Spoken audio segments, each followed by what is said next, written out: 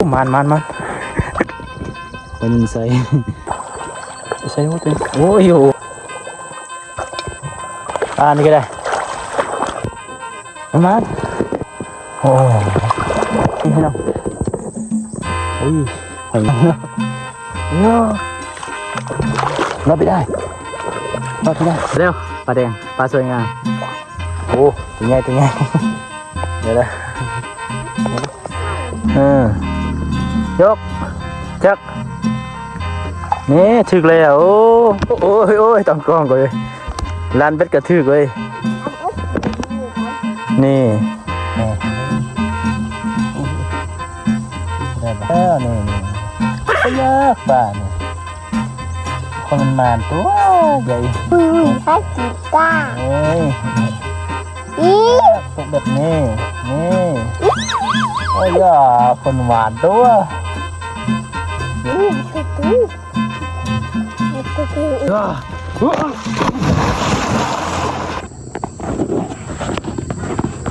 สวัสดีพี่น้องนี่ก็จะพามาเบิ่งลูกนกเนาะนี่ลูกนกใหญ่แล้ว4 ตัว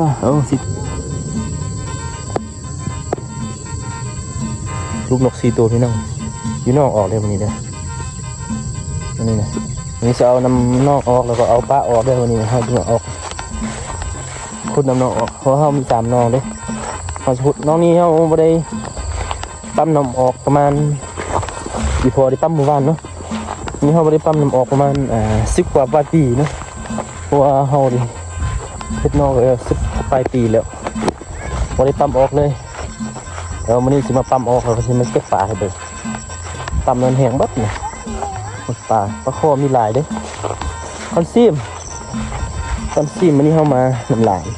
เข้ามา3-4 คนนะน้ำลายจับปลาโคนกันพี่น้องวันนี้นะปลาโคปลาในปลานิ่นปลาเข่งปลาซิวมีลายชนิดปลาเลยนะเราสนใจกับพิมพ์ว่าสนใจนะมือร้อนมือเนี่ยเขาจะได้วันนี้เขาจะเอาออกน้ำออกปั๊มน้ำออกร้อนมือแหละขายเป็นน้องปลา10 กว่าปี30 กว่าปีหรือว่าถึงมีปลาจะโตแห้งเลยพี่น้องเขาเจาะไปเนาะเขามี3 น้อง1 น้อง 2ตัวนี้เขาเลี้ยงประมาณปีหนึ่งนะ5 ปีนะเดี๋ยวพอบอก5 ปีเนาะแก้ข่าวเด้อเมื่อกี้ไม่ค่อยละเอียดปานใดเขาเลี้ยงปลาอยู่น้องนี่ประมาณ5 ปีนะถ้าเบิ่งว่ามันจะมีปลาอยู่บ่เคยเอาปั๊มยักเทื่อแต่วันนี้เขาจะมาปั๊มนะเพราะว่าเมื่อวานอีกพอได้เอาออกน้ำแล้วครึ่งนึงวันนี้เขาก็เดี๋ยวเอามันหมดเลยจะจับปลาคายมีทั้งปลาเข่งนะปลาที่เขาเลี้ยงมันเป็นปลากินอาหารได้เขาเลี้ยงด้วยกินห้ำกินหญ้าคือมาหญ้าอิสราเอลเนาะหญ้าที่เขาปลูกไว้นะเขามาฟักแล้วก็มาห้อยเขากินนะกินปลาธรรมชาติเด้อปลาชาติบ่ได้เลี้ยงด้วยหัวอาหารเนาะคันปลาอยู่ตลาดนี่เลี้ยงด้วยหัวอาหารนี่เขากินมันสิขาวหรือว่ามันสิบ่ค่อยแซ่บมีมันลายเนาะมีไขมันลายปลาเหนียวกินบ่ว่ามเลยปลาเข่งปลาข้อปลาซิวปลานิ่นปลาในเนาะครบเลยปลาดุกธรรมชาตินี่ก็แซ่บเลยกิโลนึงเดี๋ยวนี้ประมาณกิโลนึงมัน90,000เลยปลาดุกคันปลาข้อนี่กิโลนึงมัน90,000แล้วว่าเซนซ่านี่แหละปลาข้อตัวมีลายปลาข้อนี่มีประมาณ5-6 โลมีอยู่ปลาข้อบ่ได้ทักไว้ก็ได้ไว้เด้อบ่ได้ทักซ่าก็ได้ซ่ามีทั้งปลาโคปลาเค็งปลาดุกเนาะพี่น้องนี่ปลาซิวก็มีหลายลุ้นกันว่าน้อง5 ปีจะได้ปลาจะกี่กิโลเนาะปลาเขาเรียนธรรมชาติเด้อเขาไม่ได้เกลืออาหารเพียงโดยหญ้าโดยห้ำเนาะเกลือเลี้ยงอยู่แคมป์นานเนาะเขามี3 น้อง1 2 3มี3 น้องขาเบิ้งน้ำฮดน้ำแห้งน้ำสีจับให้เบิ้งได้เพิ่นเด้อนี่น้ำกำลังสีแห้งเลยถ้ามันนี่บ่แห้งมืออื่นสิแห้งอยู่แต่ว่ามันนี่เขาใส่เบ็ดเพราะว่าเขาไม่กินดิใส่เบ็ดได้จัก2-3 ตัวค่อยกินเนาะว่าเขาไม่ได้ใส่จักดีเขาจะมีแต่เจาะให้น้ำมันไหลออกนะว่ามันสีแห้งมือใดกับบุหุแต่ว่ามันก็แห้งลายเติบอยู่เลยมันสีแห้งซ่าๆนึงเนาะเพราะว่า มันระดับน้ำกับน้ำนองกลางๆมันเสมอกันนะไปซื้อใส่เบ็ดเบ้างตามกองใส่เบ็ดมันสิติดจากตัวมันนี่นะทึบๆนะใส่ไม่เคยพลาดเลยเบ็ดหาปลาไม่เคยพลาด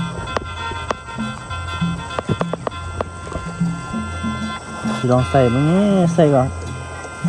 ไม่กระทึกนะพี่น้องเอาแล้วใส่กับมันห่ออาหารตรงไปบอดดิมาถือว่านี่คือเรื่องเด็ดลงปลากินนี่เป็นแบบลมฮอตวิ่งแล้วกินแล้วสวิงหักใส่กับชีวิตคันเบ็ดบรองเอาคันเบ็ดราคาแพงก็ได้ใช้พริกกะทิเดี๋ยวว่านี่เบิ่งปลานี่หลาย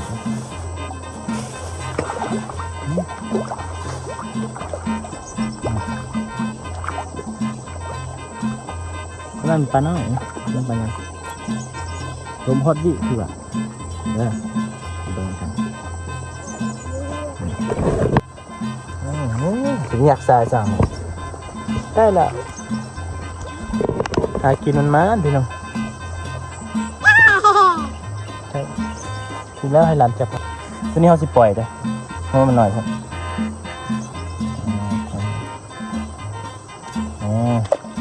ถ้าคนปล่อยปลามันยังมากินอยู่เนาะพี่น้องทุกปลาก็มีหลายนะปลาถูกแล้วไม่น่า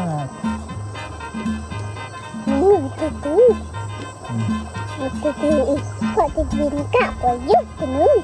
เพราะไม่อยากเอานะ ให้เป็นกะกี่เยอะกิน จัดอยู่ลักฮอตเวลไปญี่ปุ่น โอ้ยไม่ฉีดลาย ปลานี่ก็ได้ลักฮอตเวลพุ่นไปญี่ปุ่นนะลักเขาอีกนำพุ่นแล้ว เกล็ดดำ ลักฮอตเวลไปพุ่นหมดแล้วหักบนแบบมีแบบ กล้วยตาคือก้า นี่บ่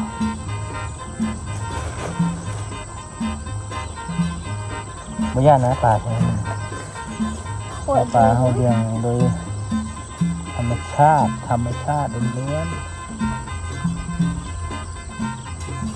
ให้เป็นกะเท่าหนู ๆนี่ได้ปะ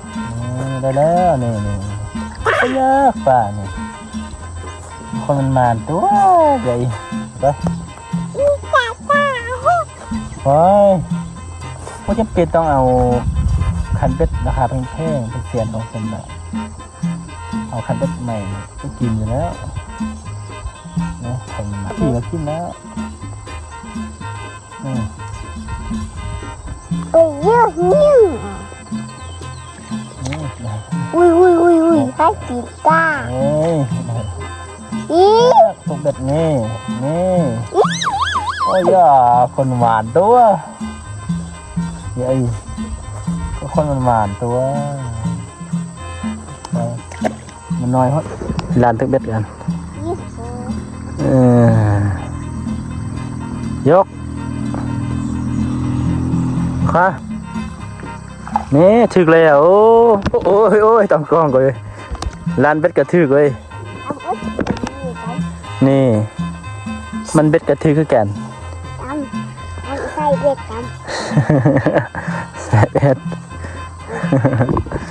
ดูเบื้องแม่เบื้องหน้าตาความเย็นได้ป่าเบ็ดเป็นนี่ ก็ทานแต่เศร้าจนหอดนั่นมีข้าวเหลวเนาะมีข้าวเหลวได้ปีกัน2-3 ตัวนี่เจ็บได้นะเดี๋ยวเราจะไปลองขยุ่มเอาตะวันติดจับตัวนะมีลายบ่อ๋อเราจะจุดทองไปเบิ่งกันครับชมกันพี่น้องมีใครจับกองให้ก็จับเองดึงเองนะจับเองถ่ายเองแล้วก็จับปลาเองไปเบิ่งกันพูนเหนื่อยหมดแต่สิจับหลายบ่ได้ดอกแต่ไม่ค่อยเบิ่งนะเพราะนำยังไม่แห้งดีเลยวันอื่นแห้งดีสุดละ จับสบายลำอื่น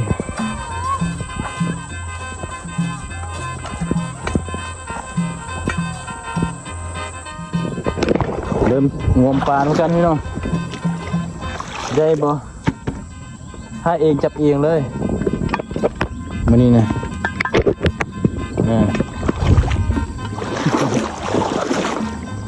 ถ้าเองจับเองเลยเดี๋ยวกินบ่นะที่ให้บักคอทางเป็นยังไง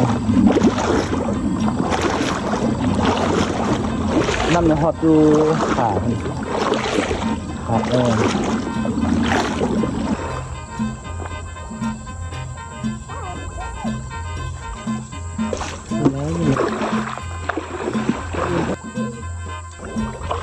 เอาเหวานก่อน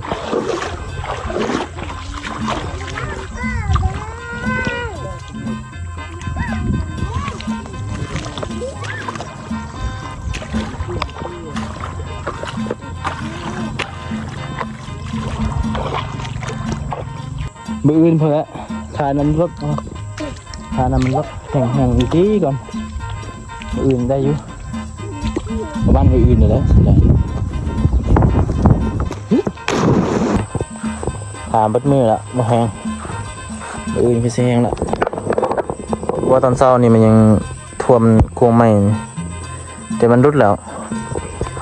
นี่ยังลายอยู่แต่ว่ามันลึกเด้แต่ว่ามืออื่นเลยสิมันแห้งมือเจอกันได้เพียงเด้อมือต่อไปมืออื่นถ้ารุ่นกันว่านำสีแหงบ่ให้จะปลายเบิ่งน้อง15 ปีนี่จะมีปลาจักกิโลก็มันจะมีซ้ำใดปลานะโอ้ยถ่ายเป็นมือแล้วนี่ฮ้อนนี่ปลาก็เริ่มดิ้นอยู่ปลาคอเห็น2-3 ตัวมันนี่เมื่อกี้ได้ยางไปนี่ยางไปตามโก่งไปย่างไป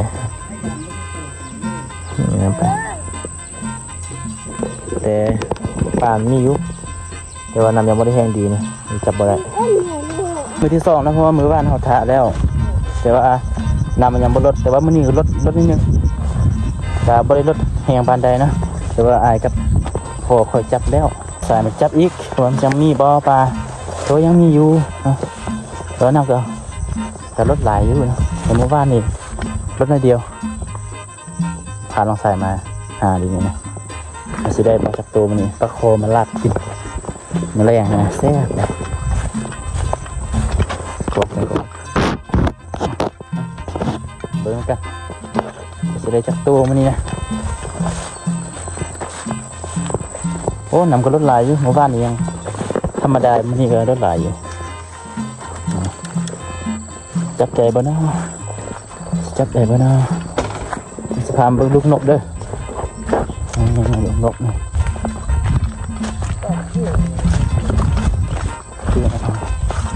นี่สะพานเบิ่งลูกนกนี่โอ้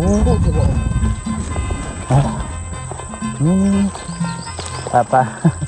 ได้ก็มีอะไรโอ้นี่ปลาดิ้นไปจ้ะ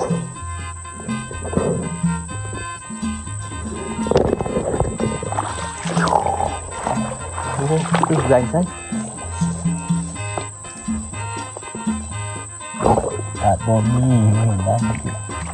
มันอาจจะโอ้ย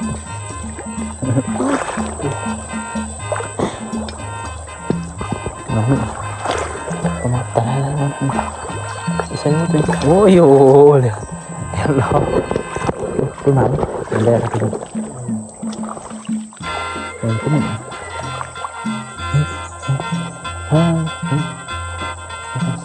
ไอ้ไฟกดจริง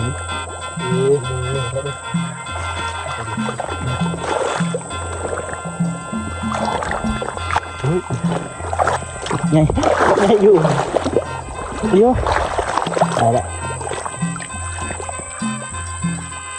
มาเข้าตามหอยตีน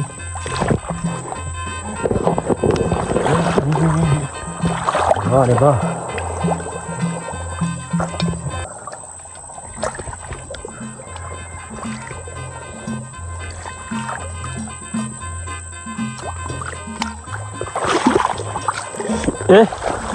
นี่ก็ได้ เห็นจะจุบเลยอันนี้ก็ไม่เกี่ยวได้เกี่ยวเฮ้ยเดี๋ยวแล้ว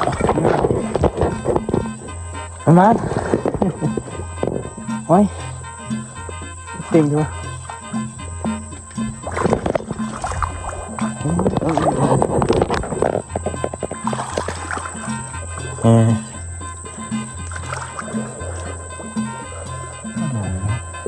ทำสุดเลยโอ้ใช่นั่นทุกเลยใช่ไหมเยอะ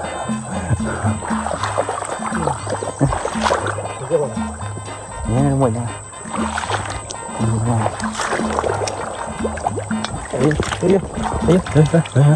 โอ้ไม่ไหวแล้วไม่ไหวแล้ว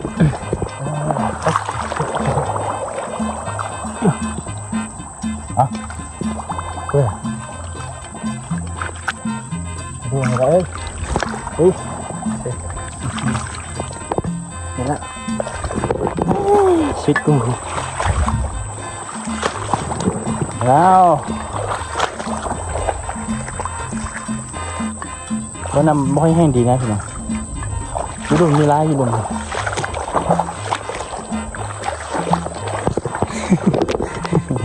ปลานิดหน่อยเฮ้ยเนื้อสาวทำมาดูเลยโอ้ยทำยังไงเห็นแล้วมันนานแล้วโย่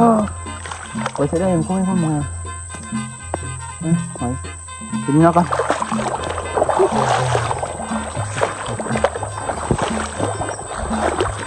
บ้าพระโคอยู่คนมีอยู่โกงไม่หลุมมี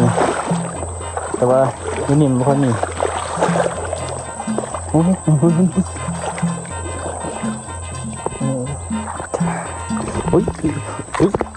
เฮ้ย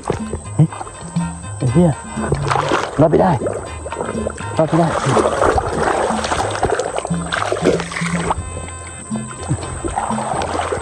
เรียบร้อยไม่ได้อันนี้เลยอันนี้ไม่ใช่ได้ยังไงเดี๋ยวค่อยเก็บนี่เหรอ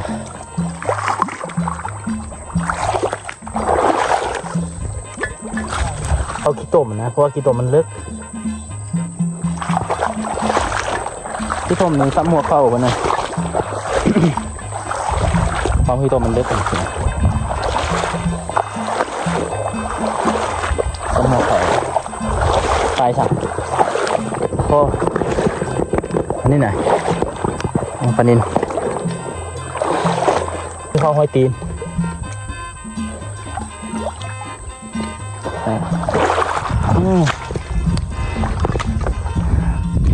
เด็ดแต่ละน้อย2-3 ตัวสิว้าวปลาข้อมีรุมมาเลยว่าเรายังไม่ได้หาอยู่รุมนะได้แต่ปลาสวายกับปลานิ่มปลาข้อมีรุมว่า2-3 ตัว4-5 ตัวมีอยู่เก็บปลาเลย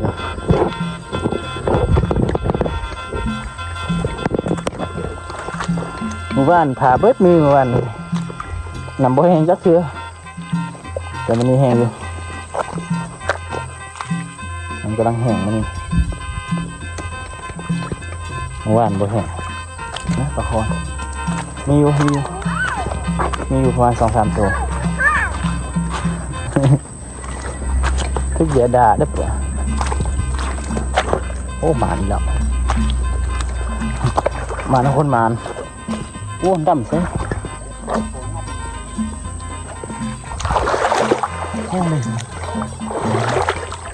โอ้ตัวใหญ่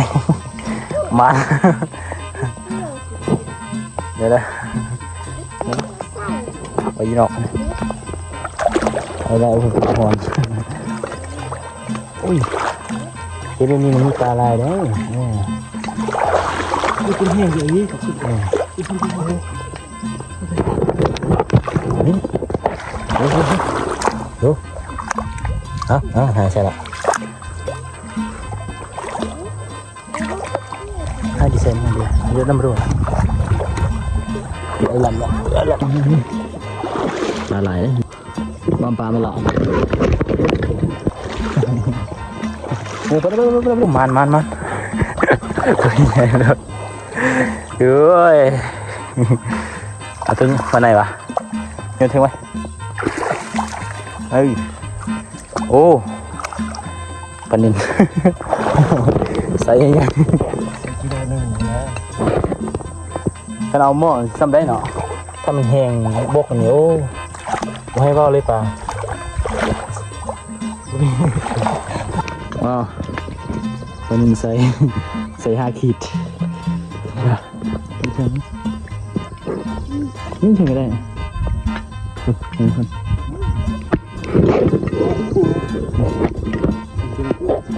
มาดิลำต่อไปทำไรเป็นสเก็ตเต็มเฮ้ยเดี๋ยวปลาแดงปลาสวยงามมารถเดินไล่อยู่เอาออกครึ่งหนึ่งปลาครึ่งหนึ่งเนาะเขาจะบอกเอาออกลายเพราะว่าเขาสิเอาครึ่งหนึ่งปลาครึ่งหนึ่งเอาออกลายอีกพอได้อีกพอมาเมื่อกี้นี่ล้างตัวนับเต็มปาก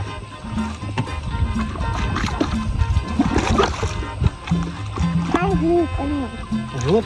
นี่เป็นเด็กใช่คือ สิเล่นน้ำตัวตาแล้วปลามีลายอยู่ปักโคมีมันต้อง3 ตัวบุได้เพราะว่าน้ำบุได้แห้งลาย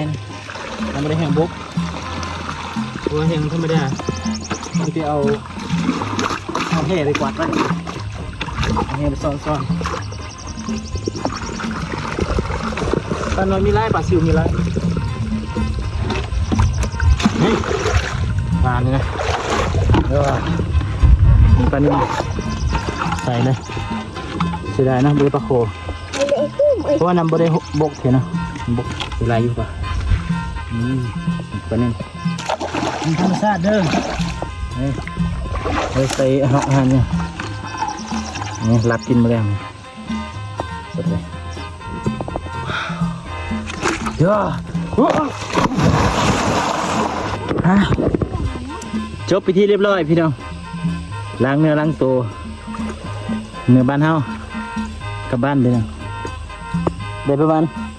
3 โลเพราะว่า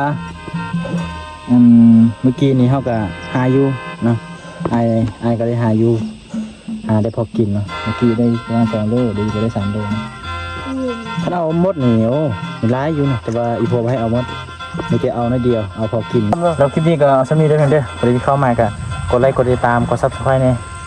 กดเป็นกำลังใจนะวันนี้ได้3 โลก็พอกินอยู่ฝนก็สิตกพี่น้องวันนี้อากาศร้อนแฮะกลับบ้านเฮากันไป